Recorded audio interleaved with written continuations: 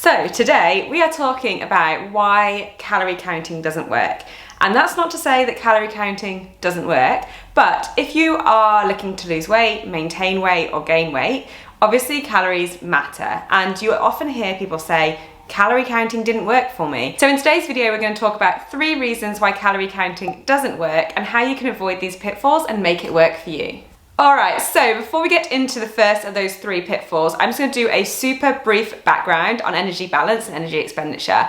If you feel like you have enough knowledge on this topic, then you can head to the timestamp that I popped below. Otherwise, let's quickly chat about calories. Just on a quick side note, this video is relevant to any goal, whether you want to gain weight, just maintain your weight. However, in just the sense of this video, I'm going to phrase it around weight loss, because I know that's what a lot of people are here for. Okay, so fat loss. You can't even think about the term fat loss without hearing the word calories come up. And when we talk about calories, simply it is a unit of energy. So you might hear me talking about calories and energy interchangeably throughout this video, but essentially I'm talking about the same thing. The science of weight loss and weight gain in principle is very simple. If you consume through what you eat and drink more than what your body is burning on a regular basis, your body is going to simply store that energy as excess body fat over time. And vice versa, if you consume less energy than your body is burning in a day, then your body's going to need to take that energy from somewhere else and it will break down the fat storage and use that as energy over time. So if you want to lose body fat, you need less energy coming in on a consistent basis than your body is burning. And we term this a calorie deficit. So you want less calories in than going out. So if we want to create a deficit between what we have coming in and what we have going out, obviously we need one key piece of information, and that is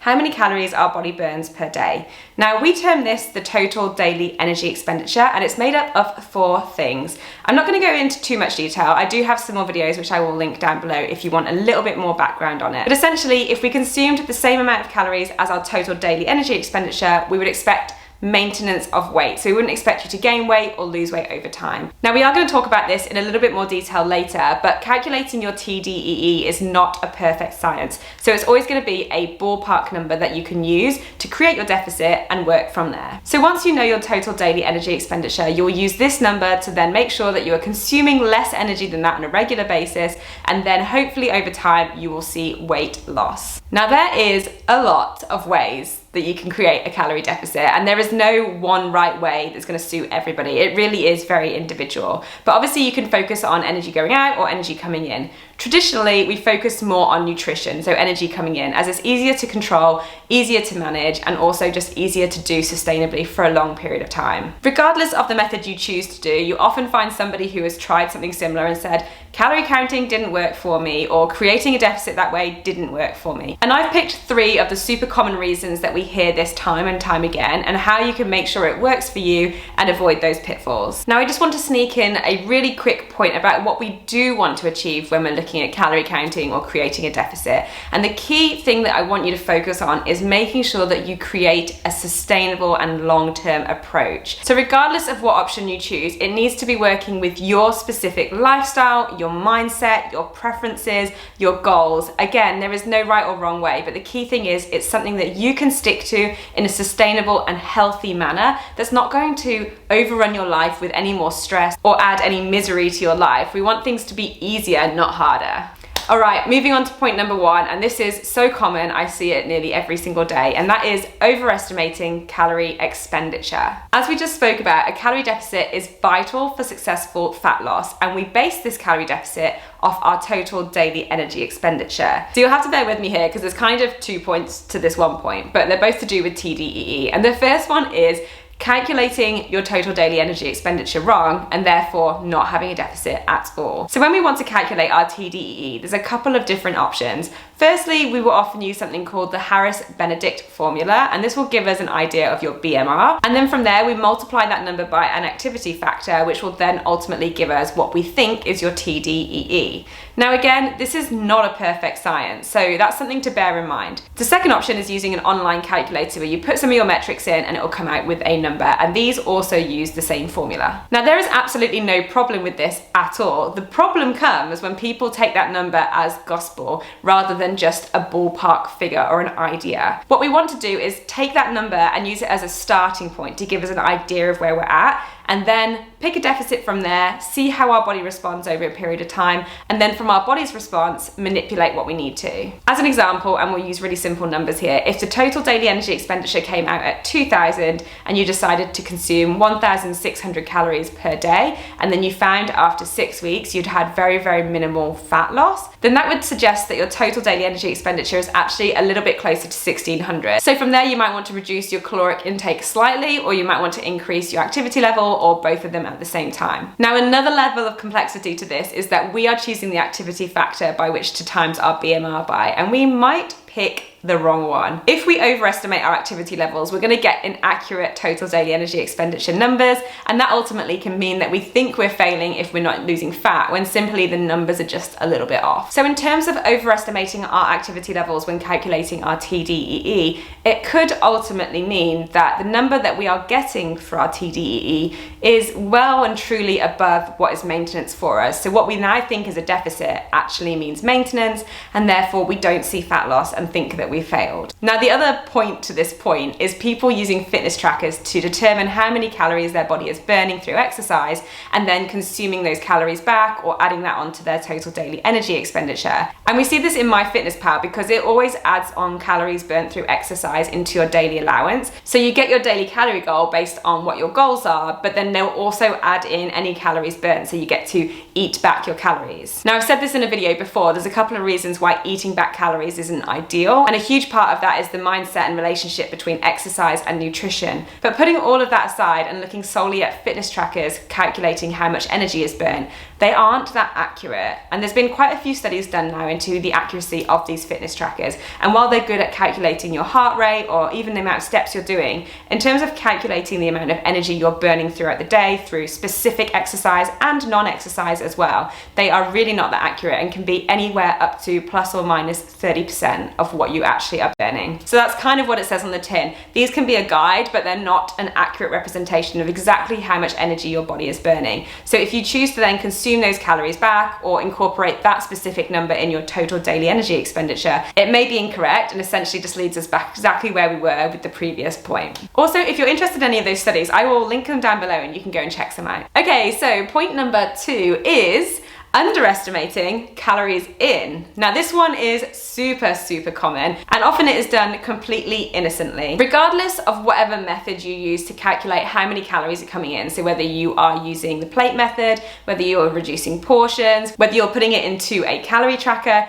we can very often overlook some of the smaller things that we consume. So that could be a bite of bread here, a squeeze of sauce there, a sip of a drink here, and suddenly these things start to add up, and they add up quicker than we may think. And I've always said this, if I calculated in my head how many calories I was consuming throughout the day, and actually somebody tracked every single thing and they weighed it out and they did the exact numbers, I think there would be a huge disparity between what I think I consume and what I actually consume.